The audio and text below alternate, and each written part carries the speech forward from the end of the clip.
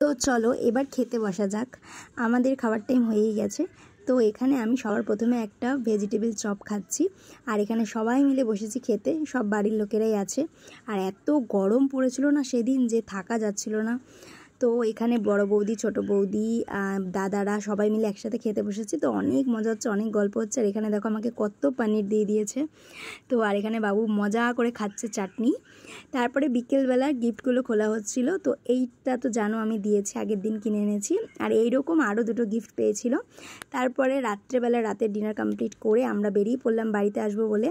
আর সারাদিন এত গরমে কষ্ট পেয়েছি যে বাড়িতে ফেরার সময় সাই বাবা বৃষ্টি নামিয়ে দিয়েছে। মানে একদম প্রচণ্ড ঝড় উঠেছে, প্রচণ্ড বৃষ্টি হচ্ছে, ঝড় উঠে গেছে রীতিমতো বাড়ি ফেরার টাইমে। বাট ঠিক আছে, যা গরম পড়েছিল না, এই ঝড়টার বৃষ্টিটার দরকার ছিল। তো চলো আজকে ভিডিওটা এই অবধি, টাটা। এখন আমাদের এখানে সব লাইট অফ হয়ে গেছে, তার জন্য আলোতে কিছু দেখা যাচ্ছে না।